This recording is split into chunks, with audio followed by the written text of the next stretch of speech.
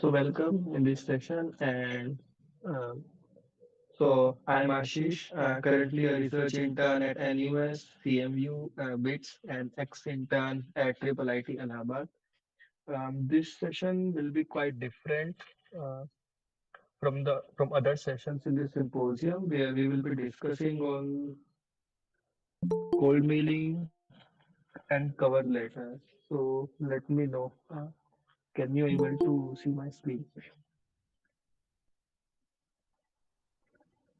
Yep. Yeah.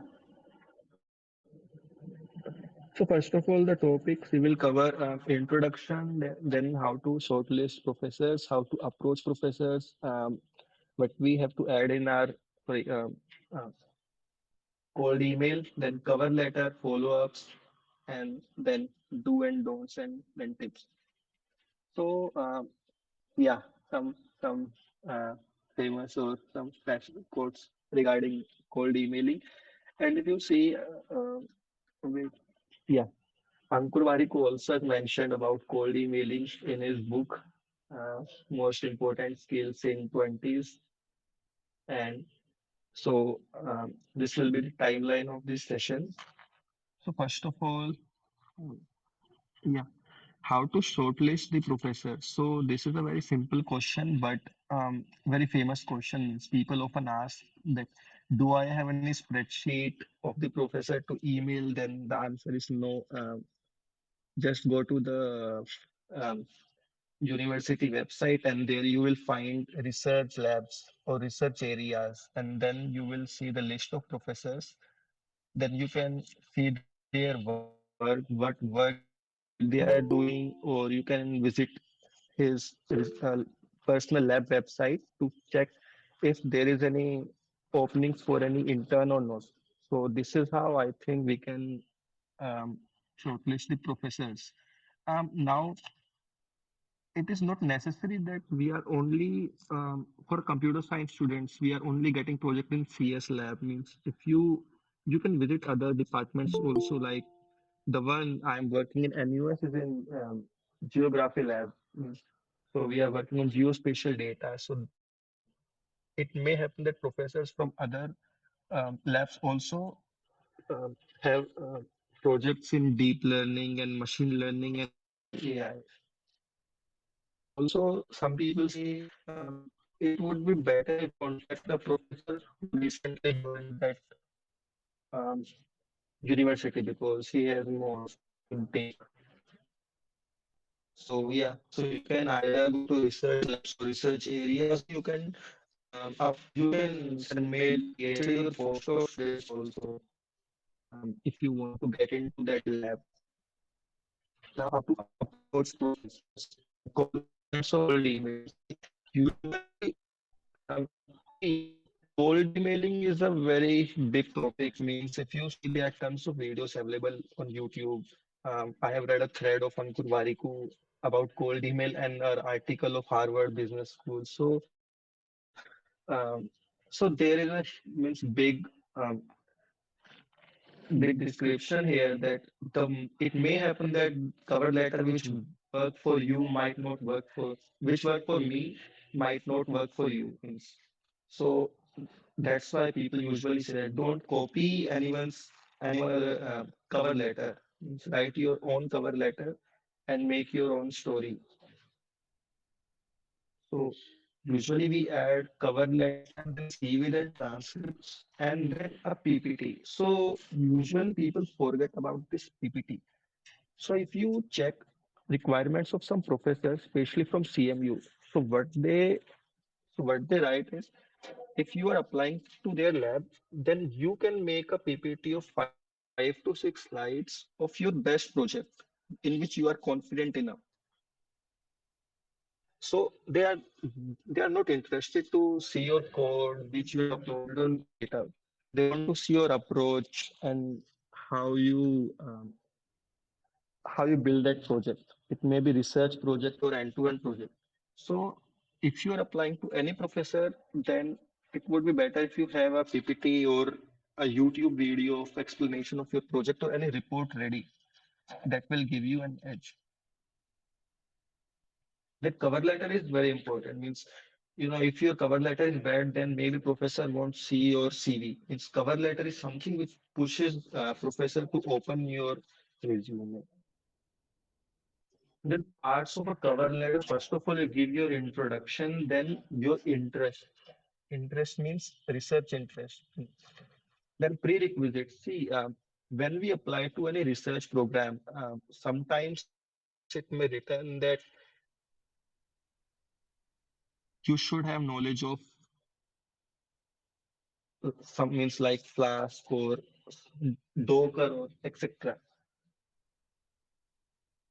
So it is always better to highlight that you have the prerequisites which they mentioned in their website. And professor will usually write in their cover letter that I have knowledge of, let's say, OpenCV, PyTorch, or Arduino, let's say. So, but they haven't, but they don't write how they have implemented in their project. So, if you can explain it 2 or 3 lines that how you are implementing that thing, that tool, or any library which you have mentioned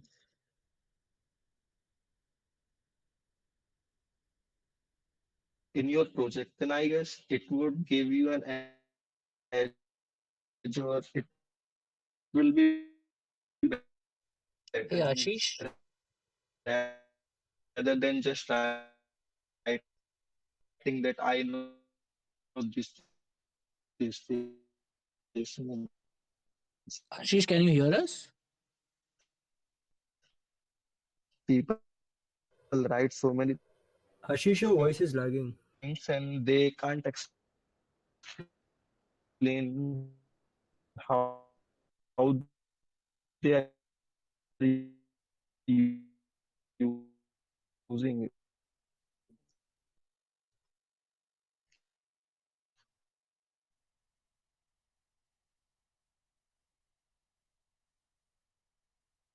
And then most important is, Ashish, can yeah, you hear us? hello, Anish, So Ashish, can you just turn off your video because I think your internet is lagging. yeah, So hello. Is there any yeah, just turn off your video. um, Maybe it'll improve maybe your I network wait, quality. wait.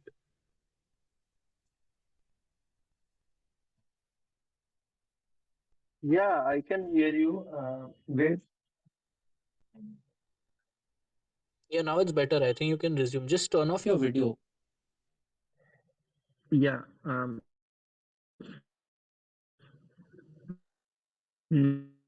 Now is it clear?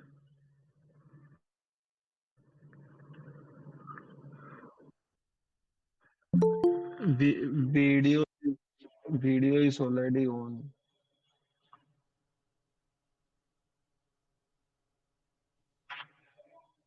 Yeah, just switch off your video, and I think now your voice should be clear. Wait, I will rejoin.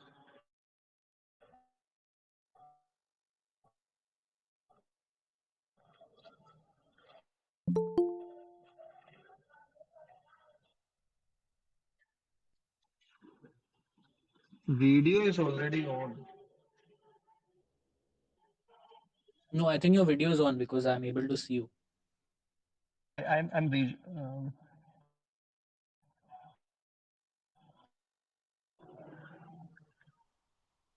yeah, there is some internet issue.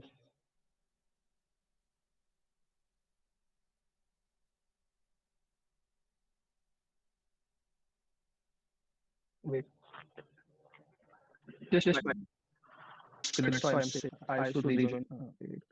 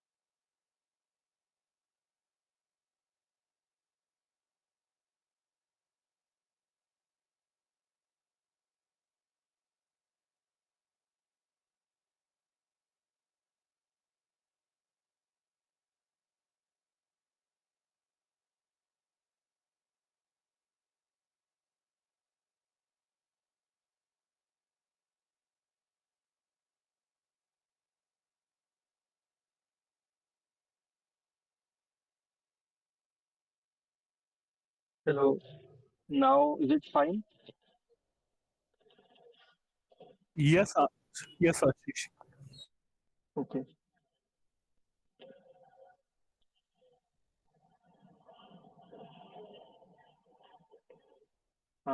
Can you guys see my screen? Can you see my screen? Yep, we can. Yeah. So now first part, your introduction means you are introducing yourself, your college. If your CGPA is great, above 9 or even above 8.5, then you can mention. Then your interest means interests that are related to that project or that internship.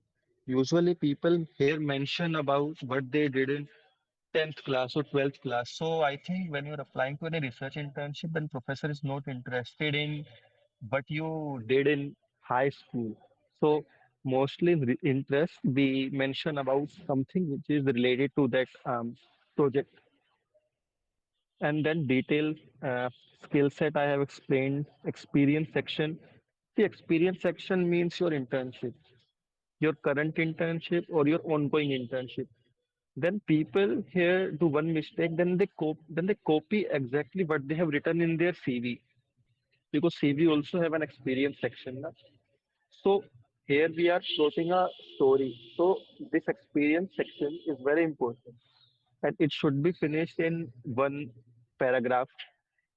The organization or university in which you are working, one or two lines about project, then professor's name under which you are working, and anything specific that you want to mention.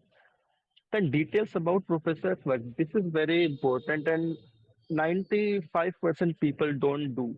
See, when you are contacting any professor, then he also know that you are just copy and pasting the same mail to multiple professors, and they don't want this. So it is always better to do some research about the professor under which you want to work.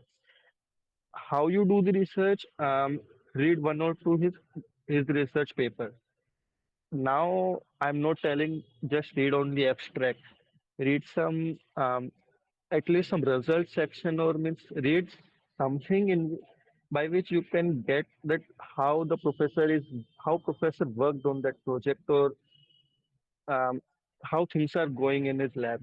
So you should always research about professor's previous work or ongoing work.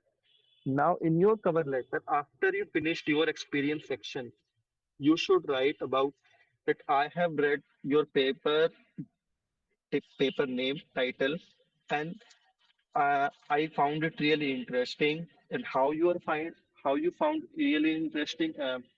So the problem statement was this, and you are trying to solve the problem. You have used, let's say, you are using BERT or VQA, then mentioned about that, so that professors will know that okay, this guy has done some research about my work before sending email. So this is not a spam email he is sending. So this is very important. I know this will take some time, but yeah, it will improve your chances. And even see, if you don't do this, then many professors, especially in India, they will question you in the next mail. Then there are multiple professors in this lab. Then why you are contacting to me? And then here also you are supposed to give the same answer. Means that how if you have researched about that professor on what project the professor has worked, and how you find it interesting, and um, how you can improve that project. Some people also do one thing. If they found any project really interesting, then they mention that okay, we can do this work by this method also. Means an alternative for what professor used in his project. So some professors find out really good, means the person is taking interest in my work. So I think this this is very important. Uh, then your future plan. See, especially when someone applying second year or third year, then professor ask in interview or in the email, means that why you are not applying to corporate internships, why you are applying to research internships, or what are your plans? Are you going to pursue PhD or masters in the same domain? Do you have any plans to apply in my university? So I, uh, so my NUS professor asked this question. So that's why I think in the last of your cover letter, if you have some space left, then you can write that okay, and be generic. If you really want to do masters or PhD, then you can write that in future I want to work on this. I want to work in this domain, and I have some plans to do PhD or masters. So some because some professors want students in for longer term, not for 3 or 4 months. They want students for 1 year or 2 years. That's why I think it is better if you write your future plans and then conclusion. So this is a cover letter. First of all, as I told, no cover letter is best. You can take some insights, and this is not my cover letter. This is cover letter of my friend Abur, who is a master student at University of Toronto. So in this cover letter, he is applying in uh, DAD internship program. So you can see how he is giving the introduction, especially in the second para, that pre-final year, third year undergrad, uh, writing is CGP. Now one more thing. See, some people start their cover letter by hi or hey or hello without mentioning the name of the professor. Then professor will understand that you are sending the same mail to multiple professors. So first of all, never do this, and then mention that hello professor and the surname of the professor means respected professor XYZ. That he mentioned, and you can bold the name of the professor uh, you are applying, right? Now your interest. See, he is very interested in robotics. Um, in this interest, you can write um, how means what work you have done in your interest in your university. Means if you are running any research group in your university or any society, or if you have done um, anything great, so you can write in this interest. Or if you have any key point, let's say means when I wrote my first cover letter, then I mentioned about that Stanford, that I got accepted for that Stanford program. So like this, if you have any key point in which you can highlight, then I think this is the paragraph in which you can highlight that thing. And then see, he has written about TensorFlow, PyTorch, Python, OpenCV, embedded C. But you can, as I mentioned, that you can write in 1 or 2 lines how you have used these libraries in your projects. If you have done means extraordinary project, then you can write it how you are using these libraries. And then experience section. So the university name, professor's name, project name, and a description of project. What tools you are using, what's the problem statement, how you are tackling with the problem statement.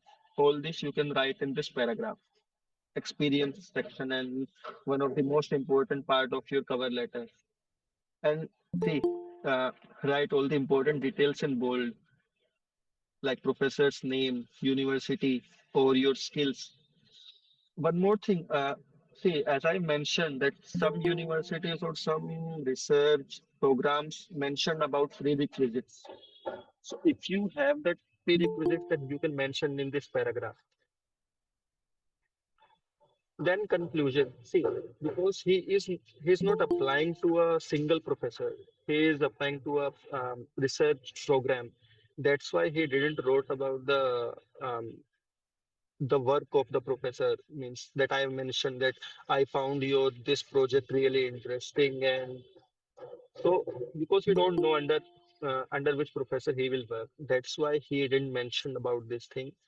But yeah, if you have done extraordinary thing like he's mentioning about 600 plus hours of research experience, then you can write in the conclusion.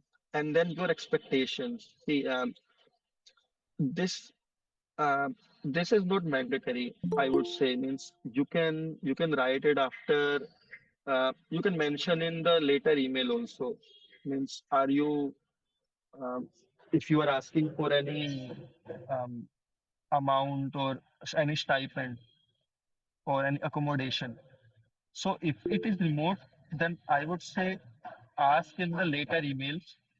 Or if you are applying for a on-campus internship, then you can write about what stipend you are expecting, and then uh, that's how you finish your cover letter.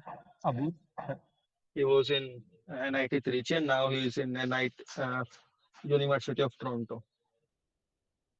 So now, see, there are some questions which you need to answer in your cover letter without mentioning the exact question. First of all, how you are eligible for the project. That means, are you satisfying the prerequisites of the project?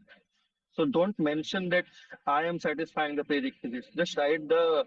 Um, li- just write the prerequisites once. If it is asking for flask, and if you know the flask, so it is very important that you mention the prerequisites that is mentioned on their website and your cover letter. Then your research motivation.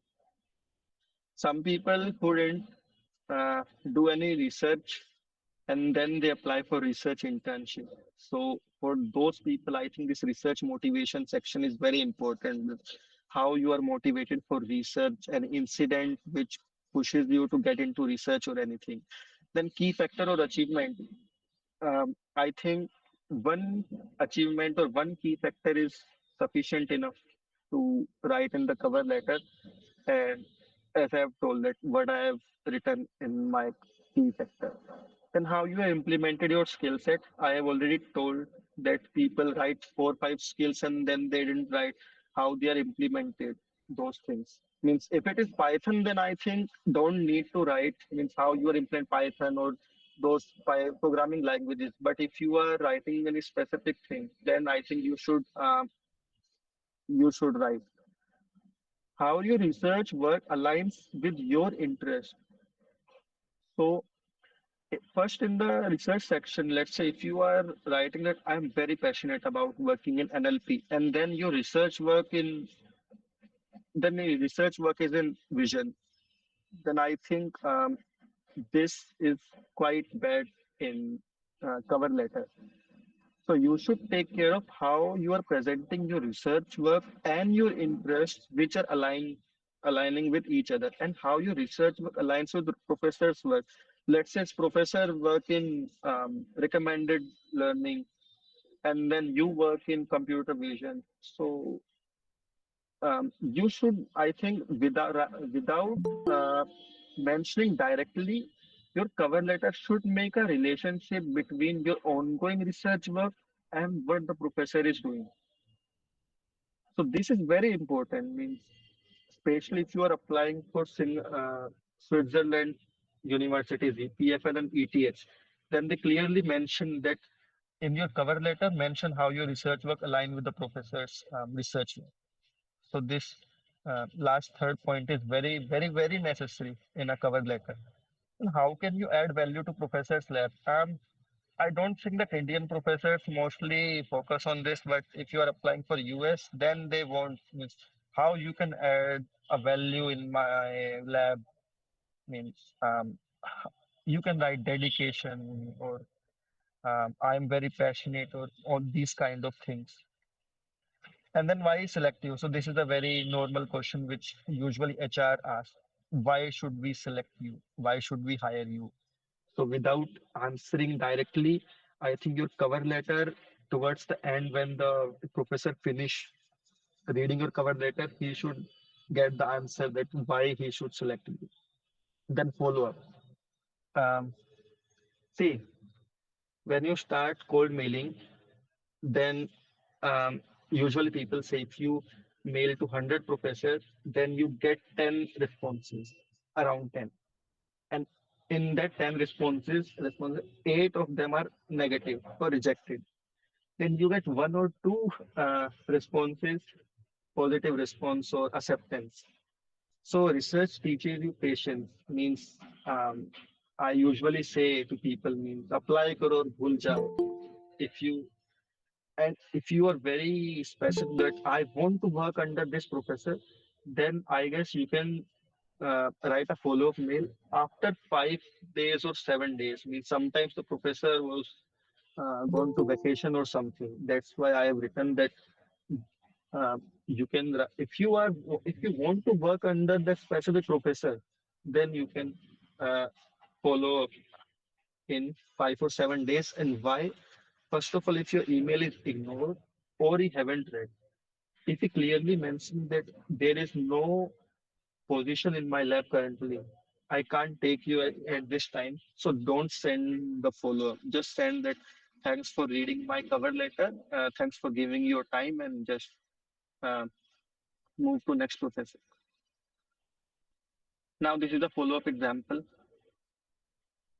You can look to this example again from Abur Abdur. And then see what you can do in your cover letter. First of all, plot your story, your cover letter, your story. That's why I already told. Don't copy anyone else cover letter, especially if you are applying for abroad internships, because those professors receive 100 emails a day, so they know. Uh, if you copy, then they will easily quote you. And this is the time of chat gpt, so I know most of you people even after attending this session will write your cover letter from chat gpt. So you can take the inspiration from chat gpt, but I would again I say it's your story and you have to plot in your cover letter. So um, and if I am conducting this session, so you can assume that why I will not suggest you uh, to use ChatGPT for your cover letter. Then try to establish a conversation. That means, see, sometimes people want to ask everything in their cover letter.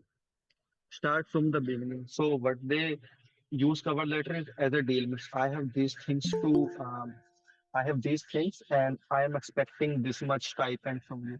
See, try a conversation.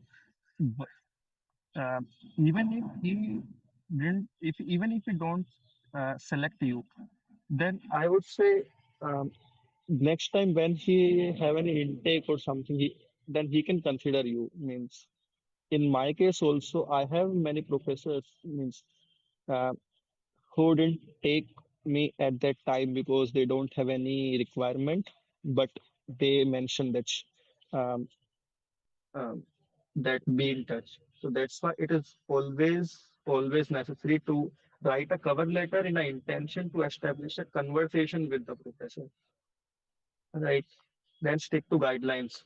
Like I said, especially when you apply to those research programs, then they clearly mention that your cover letter should be in let's say 300 words or 400 words. So don't exceed the word limit. It is very necessary.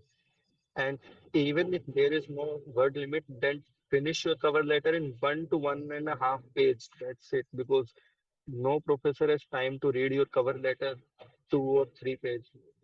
He will.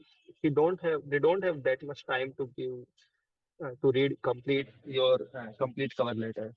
So finish it in 1 or 1.5 pages and brief research about professor. That's what I have mentioned in earlier also. Do research. Don't just randomly send email to the professor. It will have bad impression. And don't. First of all, see this mistake people do. They usually copy from internet and they use very complex English, fancy English sentences. See, then the professor will understand that you are just copying and pasting. So I think the cover letter should be in simple English language because no one is judging you on the basis of your English. Um, so don't use those fascinating words, I guess. Avoid using those words. Then don't repeat the same content, means the one which you have the one which you have mentioned in the introduction section, and if you are using the same lines in your essay, experience, then this is also bad thing. Maybe you can short down your cover letter, but don't repeat the things. And copying same mail to every professor. Don't copy same mail to every professor. Means again, I am saying don't exceed more than 2 pages. And this thing I have already also seen that some students what they do when you apply to college for masters abroad, then they ask for SOP, and then people use same SOP for applying for research internships also. And these SOP and cover letter, I would say, are completely different if you are applying for research internships, because in SOP you are telling your story right from your school days.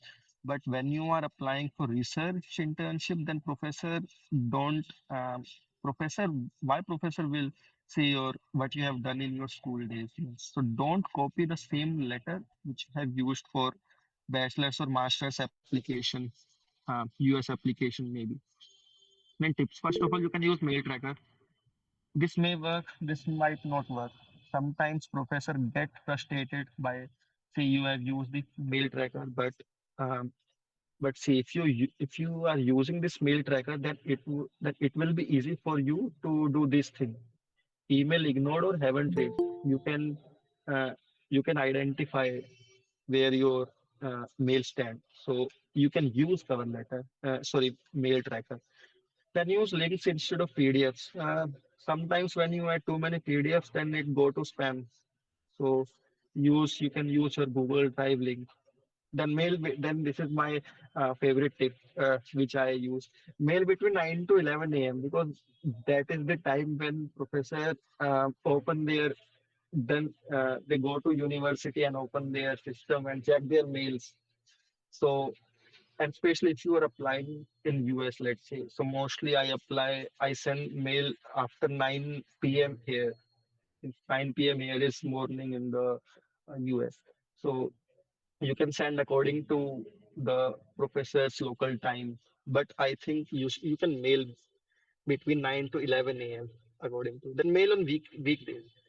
See, if you send mail on Saturday and Sunday, then it may happen that professor will not able to read your uh, cover letter or cold email. Then, especially, I would say mail on Monday, Tuesday, Wednesday. Uh, Mostly on Monday and Tuesday, early days of week. Means at this time there are slightly high chances that your when the professor open their Gmail, then your mail will come on top and we will see. So try to mail on Monday, Tuesday, and Wednesday. By Wednesday, I would say.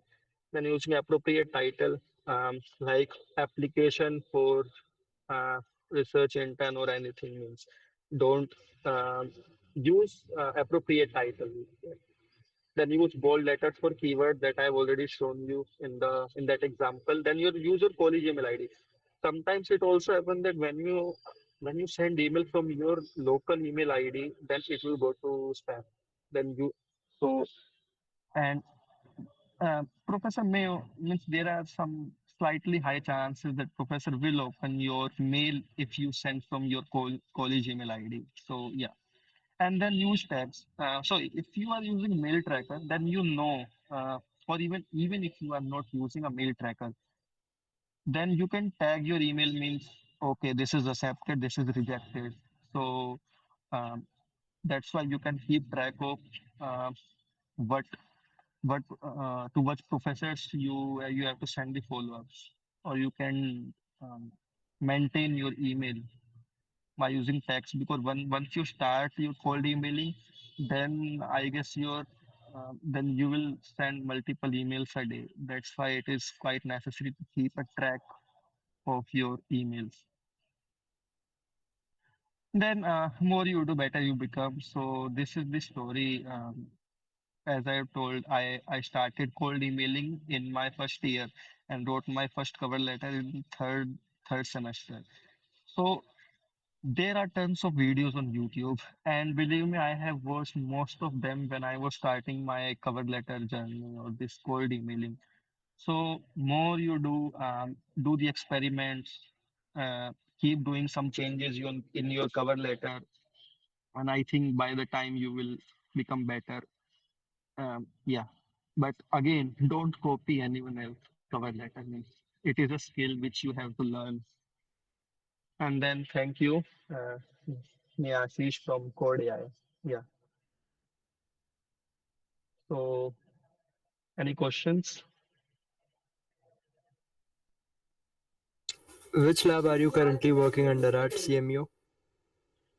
Professor Minju Lab, computational biology. Okay, so I have a question. Like, since it's in the field of computational biology, how much interaction do you have with biology, like on a daily basis? Because primarily you're working as a machine learning intern. So, yeah, just want to Uh, know how much stuff of biology are you touching in your day-to-day work? See, not every project I will say based on biology. Means I know some projects based on biological image processing. So uh, in that also means they will give you tasks related to image processing or segmentation. So till now, I didn't face any issue with the biology. Okay, thanks. Any other questions? Hey Ashish, I had a doubt here. Yeah.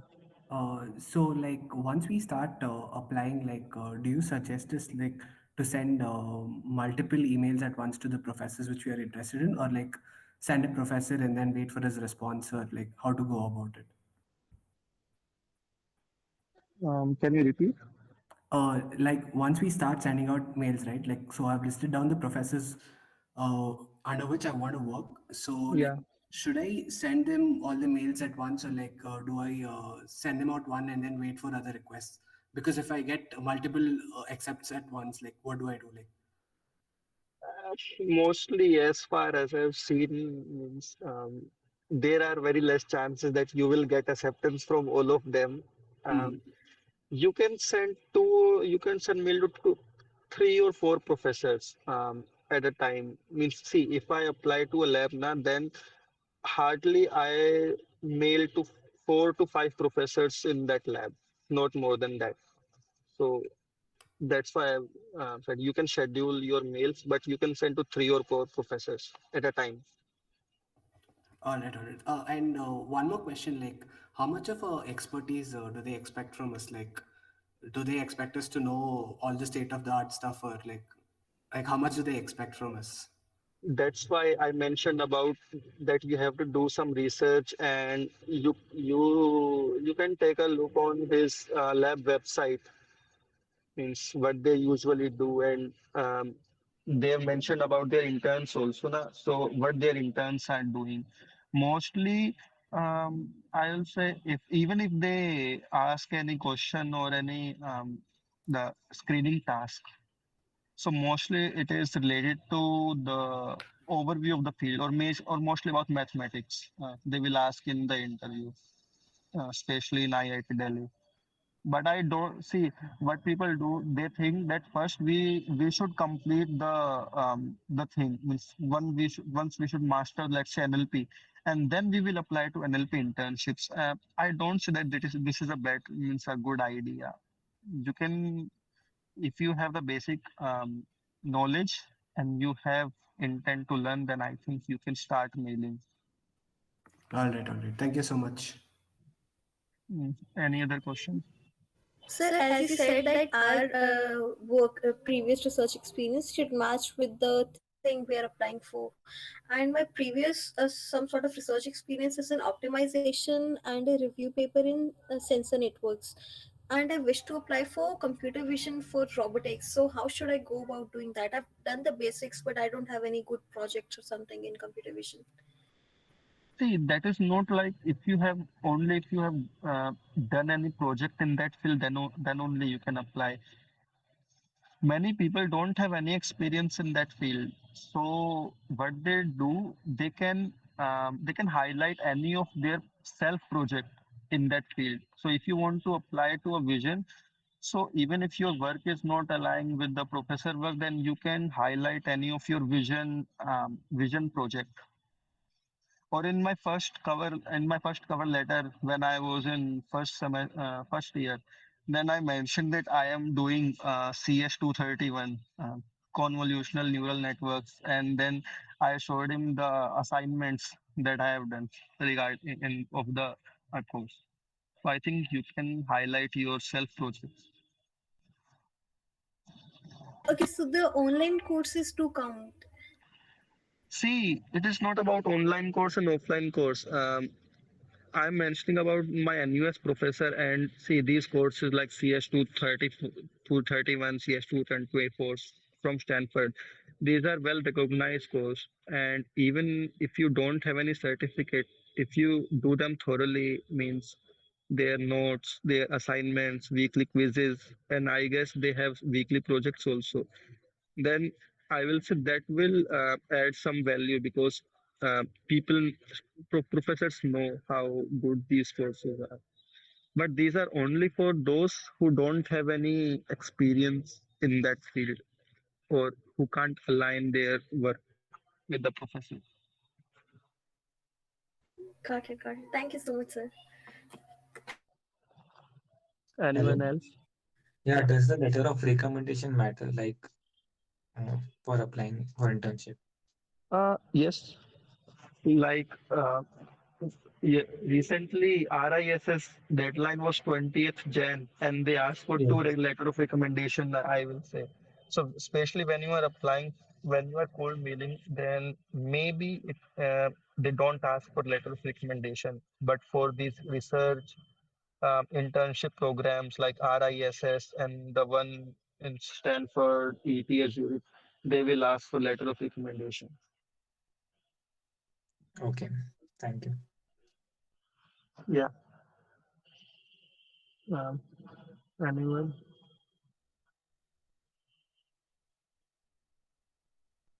Okay, if there is no questions,